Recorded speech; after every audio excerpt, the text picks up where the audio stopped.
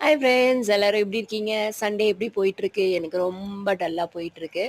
பாருங்க வாய்ஸே மாறிடுச்சு இந்த கிளைமேட்டுக்கு.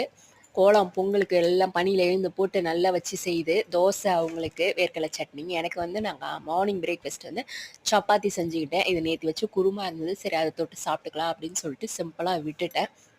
மதியானம் லஞ்ச் பார்த்தீங்கன்னா, சுட சுட சாதம், அருமையா அம்மாகிட்ட கேட்டு கெஞ்சி வச்சுக்கிட்டு வந்த மருந்து குழம்பு.